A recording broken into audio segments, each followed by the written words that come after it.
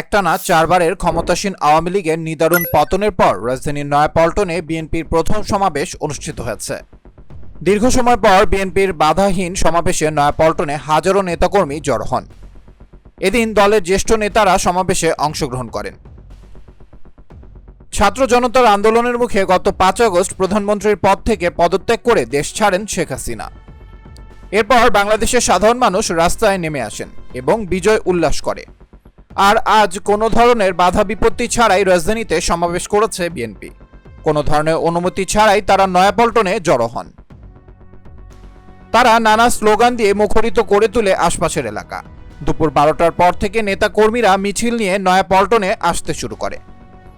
বেলা বাড়ার সঙ্গে সঙ্গে নয়াপল্টন ও এর আশপাশের এলাকা বিএনপি নেতাকর্মীদের উপস্থিতিতে সরগরম হয়ে ওঠে।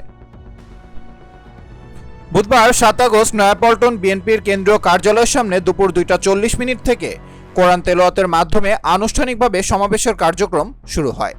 এতে প্রধান অতিথি হিসেবে ভার্চুয়ালি যুক্ত ছিলেন বিএনপির ভারপ্রাপ্ত চেয়ারম্যান তারেক রহমান, আর সভাপতিত্ব করেন দলের মহাসচিব মির্জা ফখরুল ইসলাম আলমগীর। এর আগে মঙ্গলবার রাত থেকে নয়াপল্টন দলের কার্যালয়ের সামনে সমাবেশ মঞ্চ তৈরির কাজ করা হয়। আর বুধবার সকাল থেকে রাজধানীর বিভিন্ন এলাকা থেকে খণ্ড খণ্ড মিছিল নিয়ে সমাবেশ স্থলে জড়ো হতে থাকেন নেতাকর্মীরা। রাজধানীর কাকরাইল, নাইটিঙ্গেল মোড়, মৎস্য ভবন, পল্টন, ফকিরাপুল, আরামবাগে নেতাকর্মীরা মিছিল করে। তারা বিভিন্ন ইউনিট থেকে ব্যানার, ফেস্টুন, প্ল্যাকার্ড হাতে নিয়ে স্লোগান দেন। নেতাকর্মীদের মধ্যে ব্যাপক উচ্ছ্বাস দেখা গেছে। সমাবেশ স্থলে আরও দেখা যায় বদলে গেছে দলটির কার্যালয়ে আশপাশের পরিবেশ।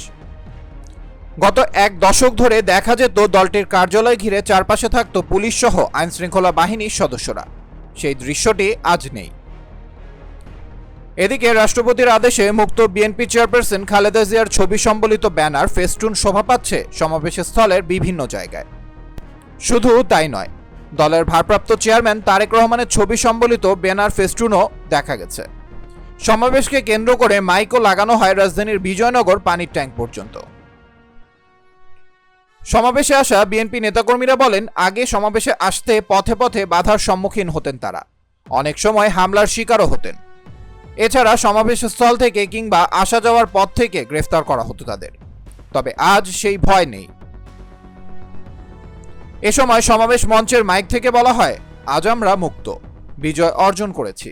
এখন অনেক সুযোগ সন্ধানী দলে ভিড়তে চাইবে, আমাদের মধ্যে বিশৃঙ্খলা সৃষ্টি করতে চাইবে, এটা হতে দেয়া যাবে না। এদিকে রাজধানী ঢাকার বিভিন্ন ইউনিট ছোট ছোট মিছিল নিয়ে নয়াপল্টনে আসতে থাকে। এ সময় ভিআইপি সড়কে যান চলাচল বন্ধ হয়ে যায়।